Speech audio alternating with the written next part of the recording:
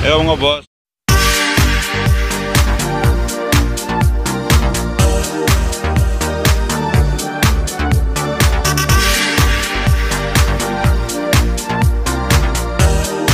So may panibago ting gagawin dito na D4D ano.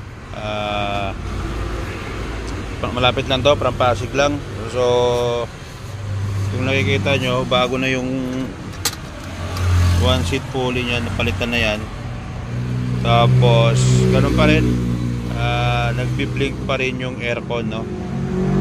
Tapos last week, anong ginawa ito? Napalit ng sensor?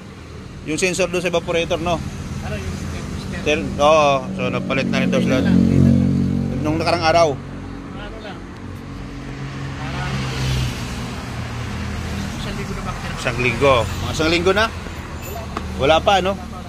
Kasi nung galing ka sa akin, ilang linggo na rin yun eh. Oo. So pumunta na kasi rito sa isisil sa akin mga boss, dinayagnos ko lang.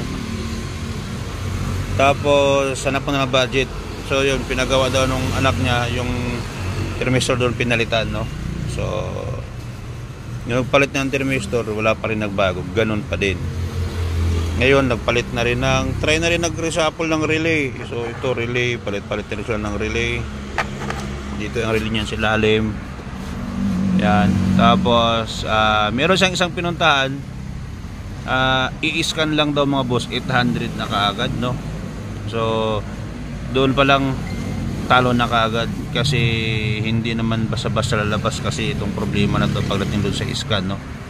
So kawawa naman, na 800an sa thermistor, sa magnetic clutch na brand new, isang assembly. So lahat yun mga boss, hindi doon ang problema. Sa relay nagpalit na rin, so malaki na nagastos. Ganun pa din ang problema, hindi pa rin masolve, no? So yung iba, kunwaring salpakan ng scan, hindi naman mababasa. So automatic yun, once na nakakabit yung scanner tool doon, automatic magbabayad kayo, no? Kasi may aparato na ginamit. Pero kawawa naman din kasi hindi nila pinaliwanag sa inyo na hindi naman makikita sa scan basta-basta.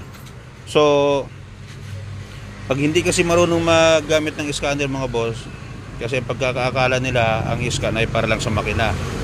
So nai-scan po yung sa aircon, pero hindi po ilalabas doon na ganun ang problema. Okay? So para din dyan sa ibang na gusto lang kumita, pabarya-barya, scan, wala namang problema doon. Basta dapat magiging magpakatotoo tayo na once na in-scan mo, hindi mo masusolve ang problema kasi binasa mo lang eh. Tapos ang masaklap doon, kapag hindi mo alam gawin, in-scan mo lang, kawawa naman, lilipat naman yung magpapagawa. Tapos pagdating doon sa paggagawaan, ibang trouble na naman. So nakatulad sa ganito, palit ng pulley half clutch, palit ng thermistor, siyempre yung relay. So walang nangyari, no? Kawawa naman yung customer. So ito mga boss, so troubleshoot ko muna ito, no? Ngayon, sasalpakan ko ng scanner. Ang i-scan gagamitin ko yung X-Tool, no? Yung gagamitin ko, hindi si Ansel. So yung mas mataas na, kasi yun ang makukuha natin na reading kailangan. So ano model to boss? 2007. 2007. So update ko kayo mamaya mga boss, ano? So mga boss, so ito na yung update natin dito, no? Ayan, nandun yung dangle ng scanner natin. So okay na yung problema ni bossing, hindi na nag-reflect yan. Okay na yan, so kapit na lang natin dito. So chinik na rin natin yung amplifier, no? Dito ang problema mga boss. So tapos yung wiring connection. Ayun, konting na lang din. Huwag naman pag hindi sigurado na huwag naman papalit kasi kawawa naman din yung gagastos, no? Katulad nila kabusing thermistor, tapos pulley assembly, wala pa rin nangyayari.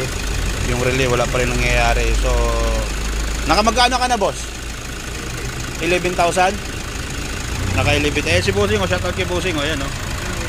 Dito So, tayo sa sigurado. siya sigurado. Sayang ang pera. Sayang ang pera. So, mga boss, babalik ko na tapos para makabiyahin na siya. Ngayon, para doon sa iba na nagtatanong, bakit hindi ko pinakita kung anong trouble, kung anong problema, siyempre negosyo yan mga boss, no? So, para sa akin, hindi ako nagtuturo, hindi ako kung ano yung problema. So, sinishare ko lang na wala doon ang problema o wala sa trimester pagdating sa ganito, pwedeng nandito, oh.